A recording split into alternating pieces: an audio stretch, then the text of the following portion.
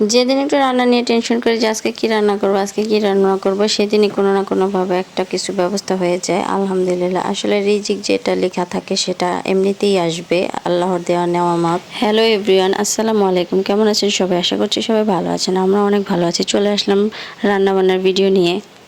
প্রতিদিনকার মতো রান্না বসিয়ে দিলাম। আমি যেহেতু রাত্রেবেলা রান্না করি, সারাদিন টিউশনি করে পড়ে এসে তারপর রাত্রেবেলা রান্না করি, তো আজকেও সবকার মতো আজকেও রান্না বসিয়ে দিলাম। তো রিজিক যেটা বলছিলাম আর কি, আজকে বাসায় আসার আগে চিন্তা করতেছিলাম যে বাসায় তো তেমন কোনো সবজি নেই বা কিছু নেই, কী রান্না করব। ওইদিকে রাত অনেক বেশি হয়ে গিয়েছিল, যার কারণে আর বাজারে যাওয়া হয়নি। তো এর মধ্যে আমি যেহেতু মার বাসা থেকে আসি, ওখান থেকেই আসি, তো এর মধ্যেই দেখি যে মা একটা কবুতরের বাচ্চা বের করে দিয়ে দিছে যে এটা বাসায় নিয়ে রান্না করার জন্য। তো প্রথমে ভাবলাম যে কী রান্না করবো, এখন দেখি যে না, রান্না করার মতো জিনিস হয়ে গেছে, তো আর বাজারে যাওয়ার কোনো প্রয়োজন নেই। আর রাতও বেশি হয়ে গেছে, যে কারণে আর যাওয়া হয়নি। তো কবুতরটা তো আমি ভিজিয়ে রেখেছিলাম, দেখেছেন। আর এইদিকে রান্নাটাও বসিয়ে দিয়েছি, সব কিছু গুছগাছ করে নিয়ে তারপর তো রান্না বসাই দিলাম। এটাকে ধুয়ে পরিষ্কার করে নিয়ে আলু দিয়ে আজকে ঝোল করে রান্না করবো। আর কবুতরের মাংস বেশিরভাগ সময় ঝোল রান্না করলেই ভালো, ভুনা একটু কমই খাই। তো যেদিন রান্না নিয়ে চিন্তা থাকে কী রান্না করবো সেদিনই রান্নার ব্যবস্থা হয়ে যায়। এটাই আসলে আল্লাহর একটা নিয়ামত, যেটা বরাদ্দ থাকে বা যেটা রিজিকে থাকে সেটা আসবেই যেভাবেই হোক। আর ওইদিকে কিছু করলা ছিল বাসায়, তো সেটা দিয়ে একটা ডাল রান্না করে ফেলেছি। করলার ডাল শুকনো খাবার তো আর ভালো লাগবে না, আর এক তরকারি দিয়েও খাওয়া তেমন একটা হয় না।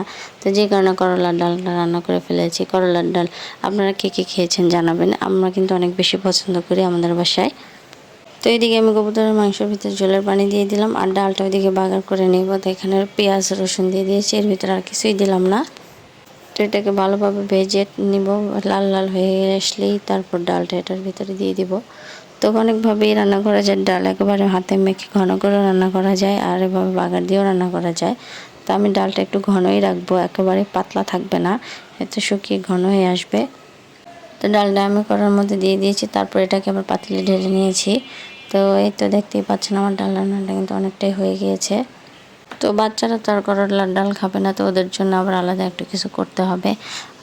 কবুতরের মাংস ওরা খায়, ওটা খেতে পারবে। তো বলতে বলতে আমার রান্না প্রায় শেষ।